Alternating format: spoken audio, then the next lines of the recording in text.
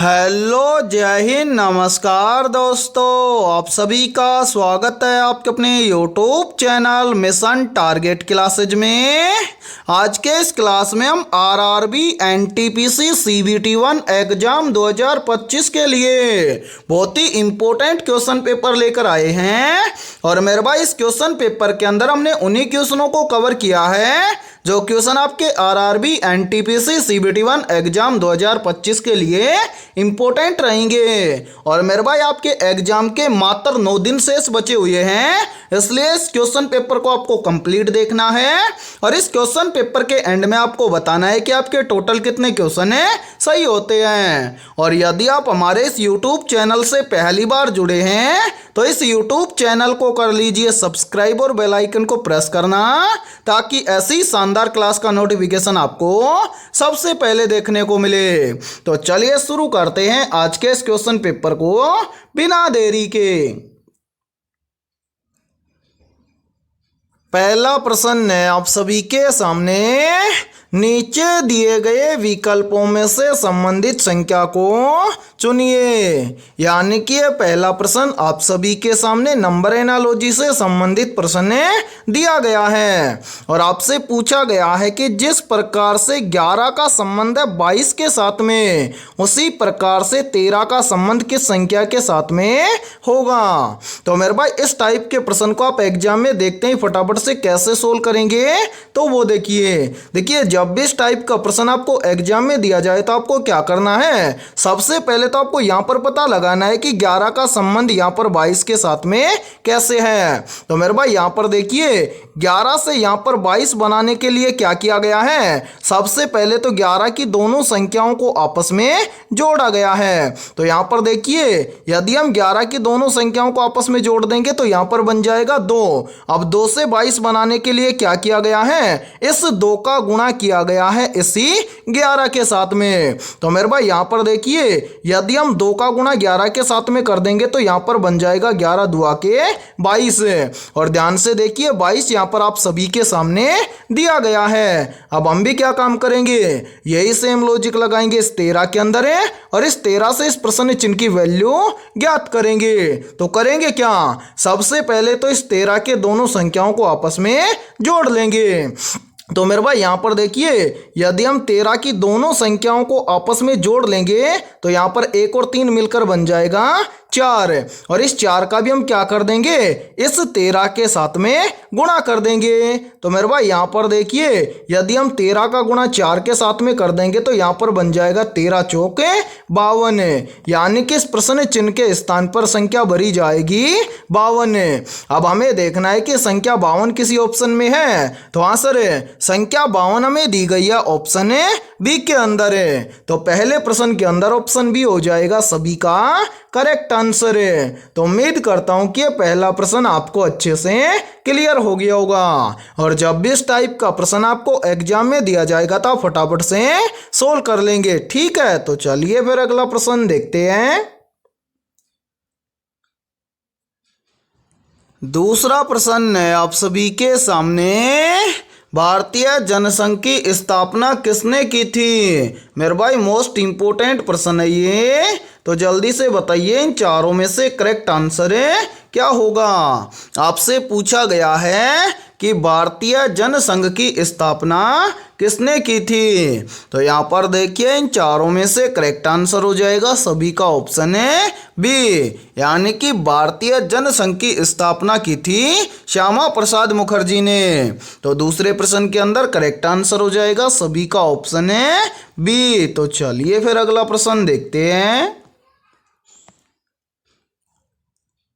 तीसरा प्रश्न है आप सभी के सामने, निम्न में से प्लास्टर ऑफ पेरिस का रासायनिक सूत्र है। मेरे भाई, मोस्ट इंपोर्टेंट प्रश्न है ये, तो जल्दी से बताइए इन चारों में से करेक्ट आंसर क्या होगा। काफी बार एग्जाम के अंदर पूछा जाता है कि प्लास्टर ऑफ पेरिस का रासायनिक सूत्र क्या है। तो यहाँ पर देखिए इन चारों में से करेक्ट आंसर हो जाएगा सभी का ऑप्शन है सी, यानी कि प्लास्टर ऑफ पेरिस का रासायनिक सूत्र होता है CaSO4 हाफ H2O।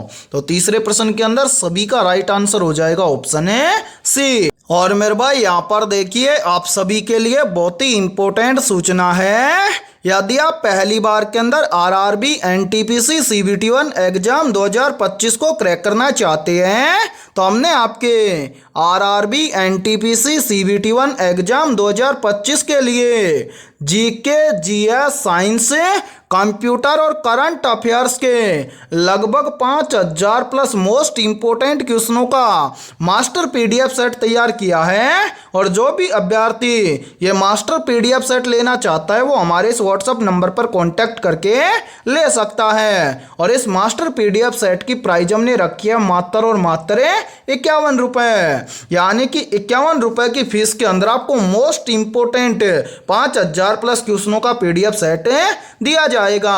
और मेरे भाई ये सभी क्वेश्चन आपके एग्जाम के लिए भी इंपॉर्टेंट रहेंगे। तो जो भी अभ्यर्थी है मास्टर पीडीएफ सेट लेना चाहता है वो हमारे इस व्हाट्सएप नंबर पर कांटेक्ट करके ले सकता है। ठीक है, तो चलिए फिर अगला प्रश्न देखते हैं। चौथा प्रश्न है आप सभी के सामने, नीचे दी गई श्रृंखला श्रेणी को पूरा करें। यानी कि चौथा प्रश्न आप सभी के सामने सीरीज से संबंधित प्रश्न दिया गया है। तो मेरे भाई इस टाइप के प्रश्न को आप एग्जाम में देखते ही फटाफट से कैसे सोल्व करेंगे तो वो देखिए आपके सामने जो सीरीज दिया गया है इस सीरीज के अंदर आपको अल्फाबेट लेटर भी दिए गए हैं और संख्या भी दी गई है, यानी कि नंबर भी दिया गया है। तो इस टाइप की सीरीज को आप एग्जाम में देखते ही फटाफट से कैसे सोल्व करेंगे तो वो देखिए जब भी इस टाइप का सीरीज आपको एग्जाम में दिया जाए तो आपको क्या करना है, सबसे पहले तो आपको अल्फाबेट लेटर को सोल्व करना है। कैसे, तो यहां पर देखिए सबसे पहले हमें यहां पर दिया गया है बी, उसके बाद में दिया गया है जी के बाद में दिया गया है एल के बाद में दिया गया है क्यू। अब क्यू के बाद में हमसे पूछा गया है कि अगला अल्फाबेट लेटर क्या आएगा। तो सबसे पहले ये सभी अल्फाबेट लेटर कितने नंबर पर आते हैं ये देखो, यहां पर देखिए पहला लेटर है बी आता है मेरे भाई कितने नंबर पर, 2 नंबर पर है। इसके बाद में देखिए अगला अल्फाबेट लेटर है जी कितने नंबर पर आता है, तो मेरे भाई जी आता है 7 नंबर पर, तो यहां पर हम लिख देंगे 7 है। उसके बाद में क्या है एल कितने नंबर पर आता है, एल आता है 12 नंबर पर, यहां पर हम लिख देंगे 12। उसके बाद में देखिए एल के बाद में क्या है क्यू कितने नंबर पर आता है, तो मेरे भाई क्यू आता है 17 नंबर पर है। अब यहां पर देखिए हमें क्या करना है, क्यू के बाद में अगला लेटर ज्ञात करना है। कैसे, तो वो देखिए सबसे पहले इन सभी संख्याओं को देखिए बी आता है 2 नंबर पर, जी आता है 7 नंबर पर, तो 2 से कितना बन रहा है 7 है। तो 2 से 7 कैसे बनेगा, तो यहां पर देखिए यदि हम 2 के अंदर क्या कर दें +5 कर दें तो 2 और 5 मिलकर बन जाएगा 7 है। फिर देखिए जी से कितना बन रहा है, यानी कि जी से बन रहा है एल, यानी कि 7 से बन रहा है 12। 7 से 12 कैसे बनेगा, तो यहां पर भी देखिए यदि हम 7 के अंदर क्या कर दें +5 कर दें तो 7 और 5 मिलकर बन जाएगा 12। फिर देखिए एल से क्या बन रहा है क्यू, यानी कि 12 से कितना बन रहा है 17, तो 12 से 17 कैसे बनेगा, तो मेरे भाई यहां पर भी देखिए यदि हम 12 के अंदर क्या कर दें +5 कर दें तो 12 और 5 मिलकर बन जाएगा 17। अब इसी प्रकार से हमसे पूछा गया है कि भाई क्यू से इस प्रश्न चिन्ह के स्थान पर कौन सा लेटर आएगा, यानी कि 17 से अगली संख्या कौन सी आएगी। कैसे ज्ञात करेंगे, तो वो देखिए यहां पर देखिए नीचे सभी के अंदर +5 हुआ है, तो 17 से अगली संख्या ज्ञात करने के लिए हम क्या करेंगे 17 के अंदर भी +5 कर देंगे, तो 17 और 5 हो जाएगा कितना 22 है। तो मेरे भाई 22 नंबर पर कौन सा अल्फाबेट लेटर आता है, तो 22 नंबर पर अल्फाबेट लेटर आता है वी, यानी कि इस पहले प्रश्न चिन्ह के स्थान पर अल्फाबेट लेटर भरा जाएगा वी। अब इसी प्रकार से हम क्या करेंगे, जितनी भी संख्या है यानी कि संख्या वाली सीरीज को सोल्व करेंगे। कैसे, तो वो देखिए यहां पर देखिए मेरे भाई यहां पर पहली संख्या है 7 से कितना बन रहा है 11, 7 से 11 कैसे बनेगा, तो यहां पर देखिए यदि हम 7 के अंदर क्या कर दें +4 कर दें तो 7 और 4 मिलकर बन जाएगा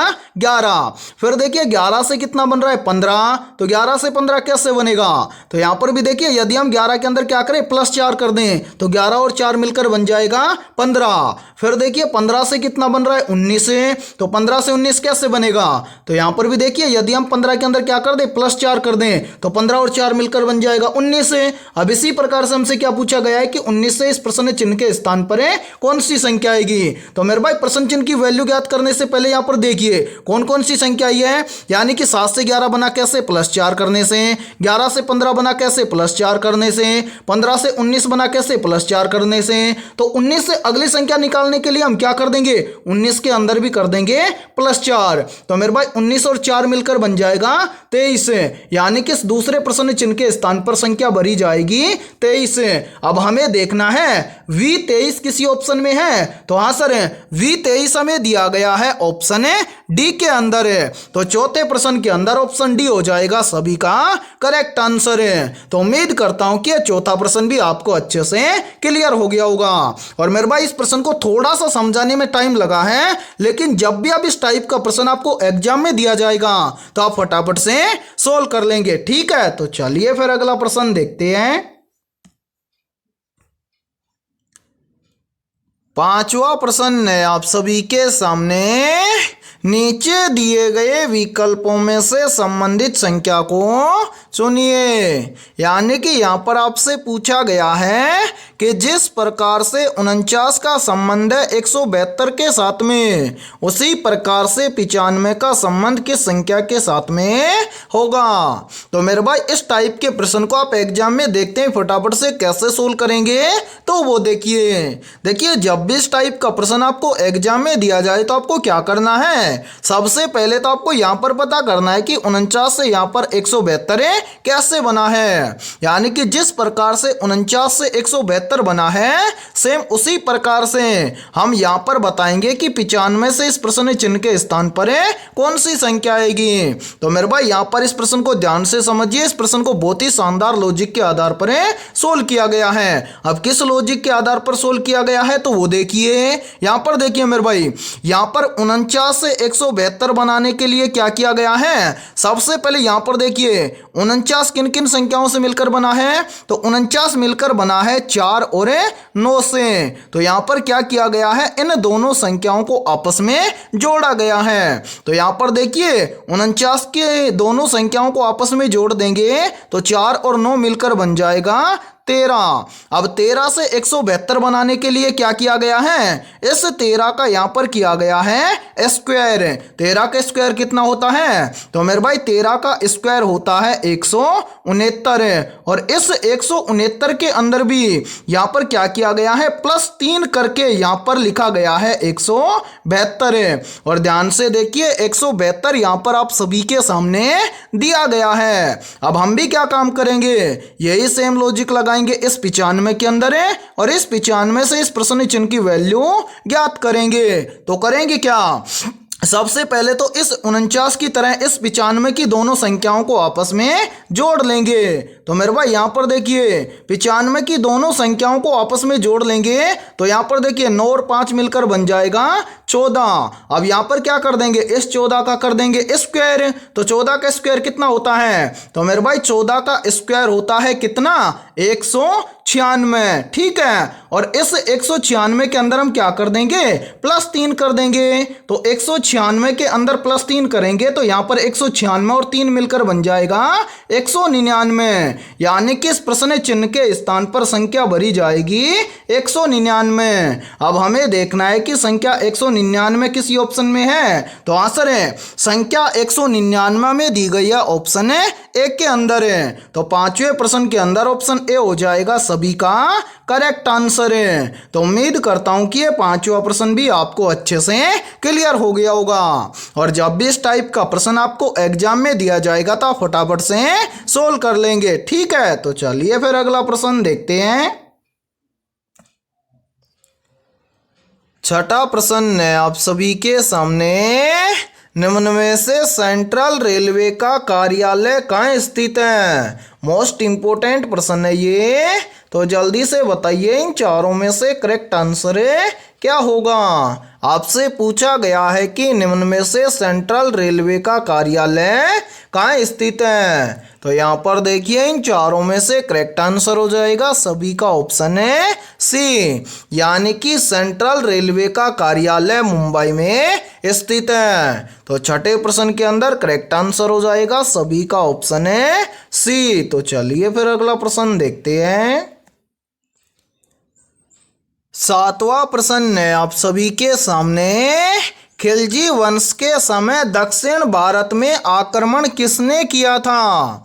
ऑप्शन ए अलाउद्दीन खिलजी ने, ऑप्शन बी मोहम्मद बिन तुगलक ने, ऑप्शन सी है बलबन ने, और ऑप्शन डी है सिकंदर लोदी ने। तो यहाँ पर देखिए इन चारों में से करेक्ट आंसर हो जाएगा सभी का ऑप्शन है ए, यानी कि खिलजी वंश के समय दक्षिण भारत में आक्रमण किया था अलाउद्दीन खिलजी ने। तो सातवें प्रश्न के अंदर करेक्ट आंसर हो जाएगा सभी का ऑप्शन है ए। तो चलिए फिर अगला प्रश्न देखते हैं। आठवां प्रश्न है आप सभी के सामने।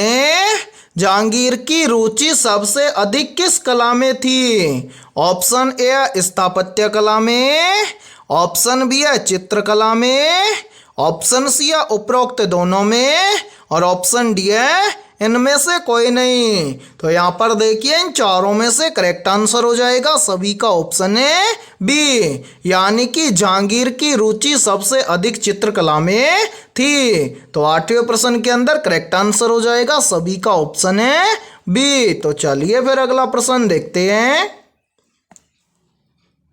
नौवां प्रश्न है आप सभी के सामने। राष्ट्रीय खेल दिवस किस खिलाड़ी की याद में मनाया जाता है? तो यहाँ पर देखिए इन चारों में से करेक्ट आंसर हो जाएगा सभी का ऑप्शन है सी, यानी कि राष्ट्रीय खेल दिवस खिलाड़ी ध्यानचंद की याद में मनाया जाता है। तो नौवें प्रश्न के अंदर करेक्ट आंसर हो जाएगा सभी का ऑप्शन है सी। तो चलिए फिर अगला प्रश्न देखते हैं। 10वां प्रश्न है आप सभी के सामने। भारत में सबसे ज्यादा कोयला किस राज्य में पाया जाता है?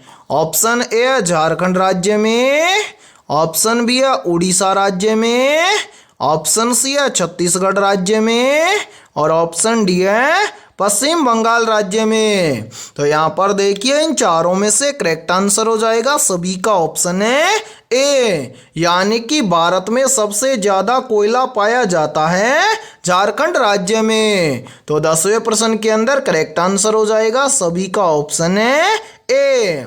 और मेरे भाई यहाँ पर देखिए, यदि ये क्लास आपको पसंद आ रही है तो जल्दी से एक बार इस क्लास को लाइक कर दीजिए, और यदि आप इस चैनल से पहली बार जुड़े हैं तो इस चैनल को कर लीजिए सब्सक्राइब और बेल आइकन को प्रेस करना, ताकि ऐसी शानदार क्लास का नोटिफिकेशन आपको सबसे पहले देखने को मिले। और आपके जितने भी दोस्त हैं रेलवे ग्रुप डी एग्जाम 2025 की तैयारी कर रहे हैं तो उनके पास भी इस क्लास को ज़्यादा से ज़्यादा शेयर करें, ठीक है। तो चलिए फिर अगला प्रश्न देखते हैं।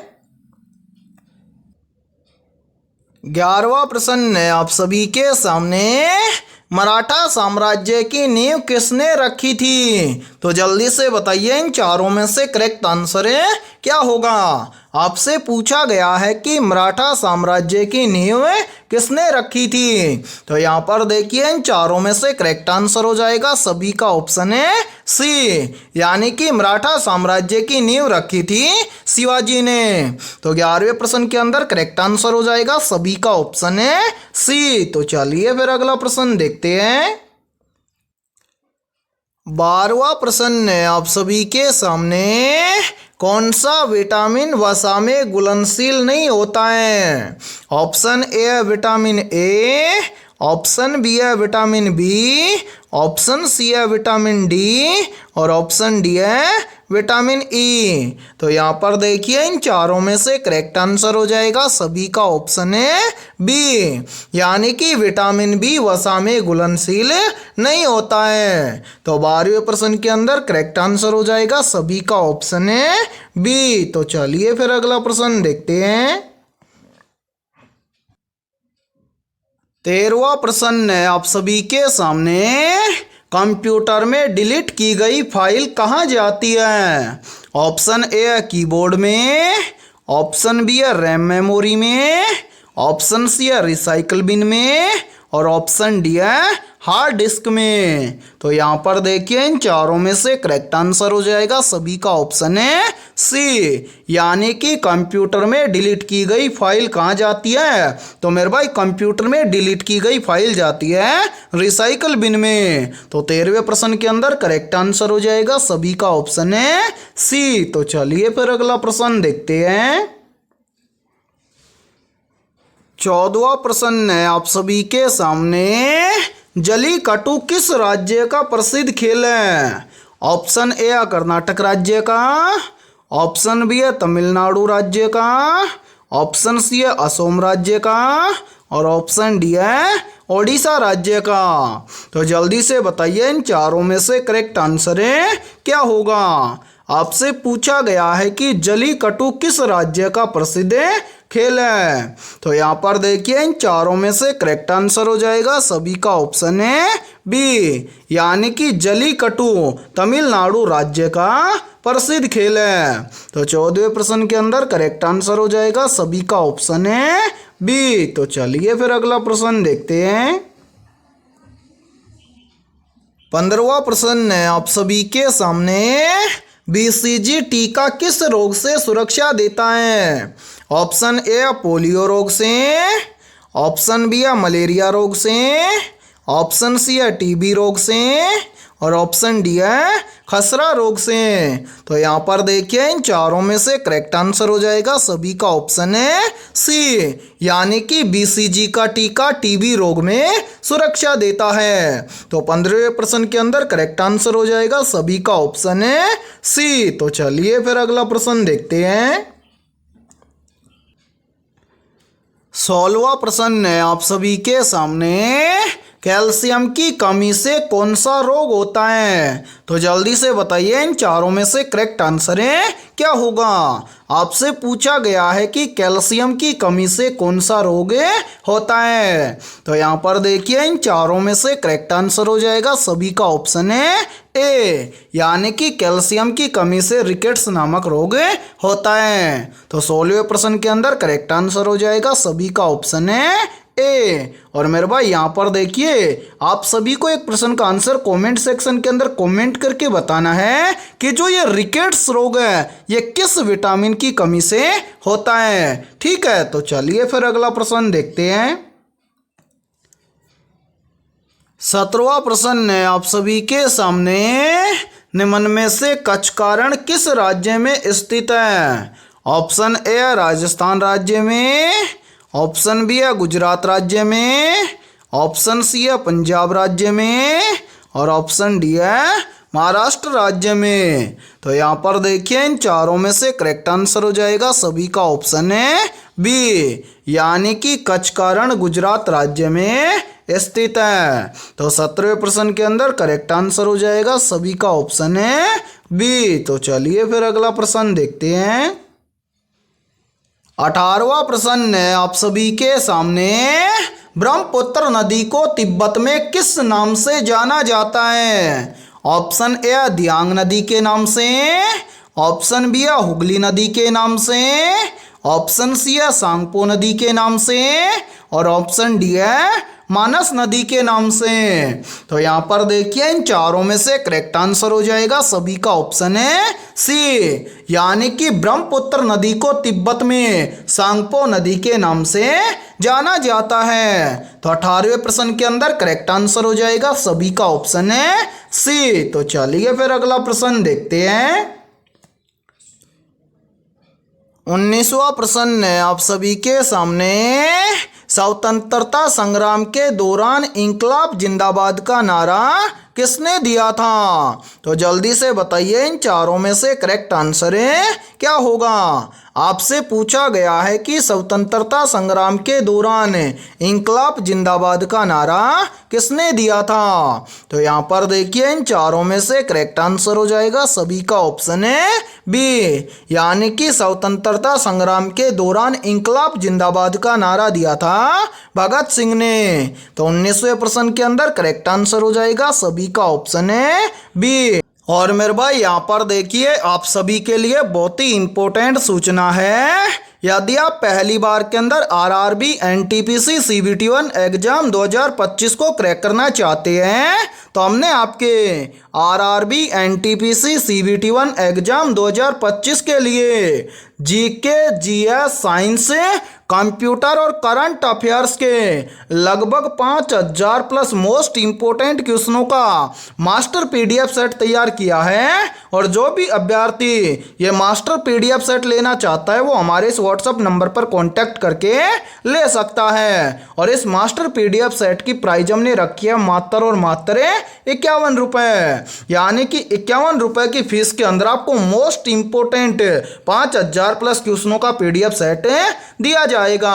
और मेरे भाई ये सभी क्वेश्चन आपके एग्जाम के लिए भी इंपॉर्टेंट रहेंगे। तो जो भी अभ्यर्थी ये मास्टर पीडीएफ सेट लेना चाहता है वो हमारे इस व्हाट्सएप नंबर पर कांटेक्ट करके ले सकता है। ठीक है, तो चलिए फिर अगला प्रश्न देखते हैं।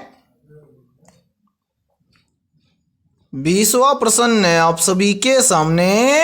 शिमला समझौता पर कब हस्ताक्षर हुआ था? ऑप्शन ए 1948 में, ऑप्शन बी है 1968 में, ऑप्शन सी है 1972 में और ऑप्शन डी है 1986 में। तो यहाँ पर देखिए इन चारों में से करेक्ट आंसर हो जाएगा सभी का ऑप्शन है सी, यानी कि शिमला समझौता पर हस्ताक्षर हुआ था 1972 में। तो 20वें प्रश्न के अंदर करेक्ट आंसर हो जाएगा सभी का ऑप्शन है सी। तो मेरे भाई आज की इस क्लास के अंदर इतना ही। यदि ये क्लास आपको पसंद आई है तो जल्दी से एक बार इस क्लास को लाइक कर दीजिए।